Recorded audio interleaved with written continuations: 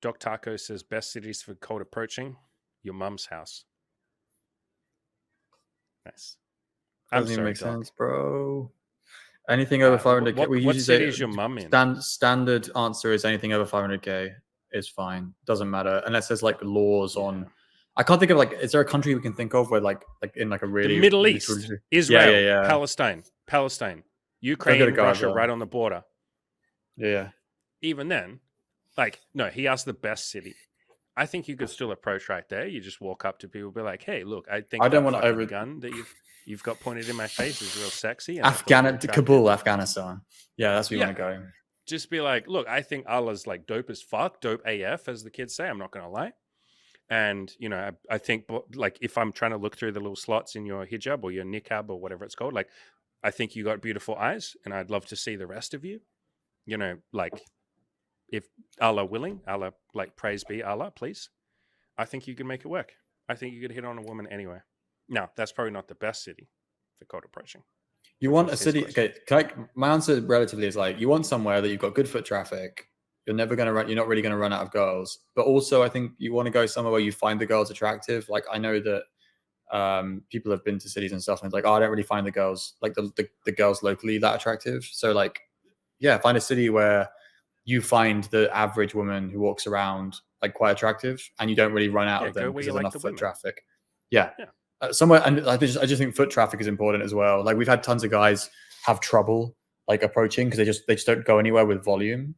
So that always seems to be the problem we end up with when we have a coaching client is there isn't enough volume near me. Now, obviously, you and I asked them, are you sure there's not enough volume? Can you put the camera on and show us? Is just full of shit. Yeah. But like, guys have this fantasy of like I can only like even this question. Like, it has to be like New York Central. Yeah, bro. I was gonna say New York. Like, yeah. Or like Tokyo outside the train station. Okay, so when I was I'm still a photographer, but when I was first really into photography and getting into that, there's a book by a guy called like something Chase, and the book says the best camera is the one that you have with you. And he did, because photographers tend to be fucking nerdy about their camera gear. Like, should I buy Nikon or Canon or Fujifilm? And like there's almost elitism in there. And this book was him. He got his iPhone, and this was an old iPhone. This book's like old. It was like the iPhone 1 or something. It had like dog shit camera, literally dog shit camera. And he made an entire book that went like fucking New York Times bestseller of just only shitty iPhone pictures. And they were beautiful photos because he's like, the best camera is the one that you have with you at that point in time. And so the same thing here. The best city is the one that you're in right this second. The only exceptions would be if you're in a city that has like less than 100K people or something, or, you know, some exception like that. But the best city for approaching is right now where you are. And guys ask this question a lot. I think almost as like a excuse of like, oh yeah, no, Andy and Cam I don't live in New York. I don't live in Tokyo. Yeah. I'll procrastinate for another 6 months or the another year. most I'll save some money. The city with the most population density is Manila. So I can't, obviously, unless I go to live in Manila, I can't do a cold approach. Yeah, I agree. I do think every now and again we do get someone who's like, I live in a city with 3,000 people, and when someone dies, they change the number. Do you know what I mean? There are occasionally those guys, and we tell them that like in those situations, we tell them to move. Yeah. Like we do tell guys to move sometimes because they're like, okay, you've come to us, you're serious about this.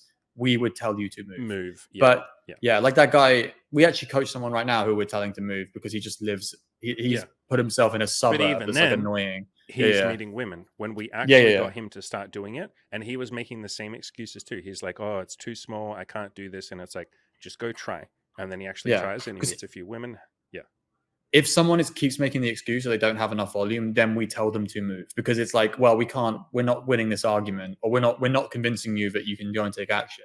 So we'll convince you to take another action. We can talk to you to take another action. So it is one of those ones where like, there's always a solution. You just may not like the solution. You know what I mean? Like you may not, and it's like, oh, I don't want to do that. Okay, then make your area work. If you don't want to move, then we're going to focus on making your area work because you told us you don't want that. So yeah, it's like, it's this. Yeah, I agree. It's sometimes asked in a way of like, please tell me somewhere that's really far away that I can't financially move to so I can just give up. Yeah, you know what I mean? Yeah, I've had some. But if Doc Taco wants to travel, I would recommend, cities that have really good nightlife, that you get told that have high populations and you are told have a good nightlife scene, typically tend to be the best cities, like very open cities. I really like Melbourne. Like I know you have like problems with Melbourne because of what happened, but before that, it was fucking incredible for like just like the general openness. It's a 5 million person population city. It has a really good culture, nightlife. It has a really good coffee culture in the daytime. It has like everything you want, I think, in a Lots of city as well. university students, Yes, like yes, yes, younger yes. women In the that are single. the unis are in the city. It's not one of those ones where the uni is outside the city. The unis are all like bang in the center. So if Like you're walking literally around in the middle, yeah, literally in the central district of the city, there are like 3 universities, and it has women one of the walking big around. it has one of the biggest shopping centers you'll ever go to in your life Yeah, that you can just I kind of lived in walk that around and shopping get. center, Yes, remember? it's same. No, Yeah. me and you both did the same shopping center all the time. So we love. There are cities that are better. I'm not going to deny this. So there are, and I would give like a list of like my favorite places I've ever done it. But yeah, like try and make your city work because you have access to it right now. Like don't wait and try and go somewhere else. But then if you do want to go somewhere else, population size and the research the culture of the nightlife and like what people say about it. Yeah, and it's one of those things as well. I'll add this, like Doc Taco and anyone else. Like lots of times people are like, what is the best city?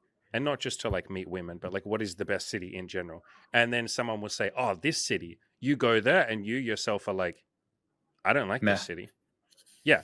And then the opposite will happen. So like where I am right now, where I live in a city called the Gold Coast. This is my favorite place like to live right now. I'm really happy here. Would you come here to meet women? Fuck no. It's really spread out. There's No, lots of families. surfers. There aren't that many. Surfers. Go to surfers. Nightlife and Drunk- surfers is pretty good. Okay, if you're into that, but not me personally. No, The, you, no, like, yeah, not you. drunk chicks. You who love are it. sloppy and falling over. You love like, being that's just peaceful on the not my- beach. You want to go be peaceful on the beach. That's it. That's Yeah. perfect for you. Yeah. I think you'd like Yeah. Sunny Coast more. I really think you'd like Sunny Coast more. I don't know why you Yes, like but Gold it's Coast too, so it was much. too small for me. Like there just Okay, weren't enough okay. people there. Yeah. Yeah. Okay, Mooloolaba. I think if you lived in Mooloolaba and like you didn't care about the size, you'd fucking love that beach, like the Yeah. Maroochydore Beach. Yeah. I've been there a million times. The point is, people have different likes and dislikes and preferences of a city and different deal breakers. So it's one of those things where it's like, what's the best city for cold approaching? That's why I said the best city is like the one that you're in, or the best city is the one that you enjoy.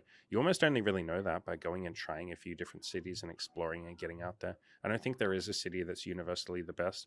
There's some that show up on people's lists the most, like New York, San Francisco, San Diego, like any city, maybe not San Francisco, but like any city that has like a lot of people in it. LA. Loads. My example of this is loads of people told me Mexico City was incredible and they love Mexico City and it's great for dating. Like we have a lot of clients who've lived in Mexico City and I don't like it. I went there. I spent like 3 months there, so I know that I don't like Mexico City. Like I have lived there and given it a lot of time, and I just know I don't like it. And loads of guys in our community specifically fucking love Mexico City. So like I just went there and I didn't go what the memo was. Like I just don't understand why you guys are all so obsessed with this. So yeah, you go to a place, you try it. Yeah. See how it feels. Yeah.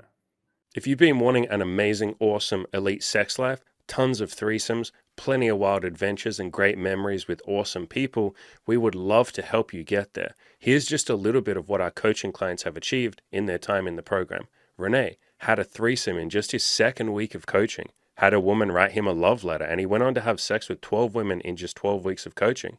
Corky had his first threesome, slept with 7 amazing women, and made a ton of awesome memories with them. George and Power both had sex with 10 women each in their 12 weeks, had a bunch of wild adventures along the way. Join me and join them by clicking the coaching link in the description below.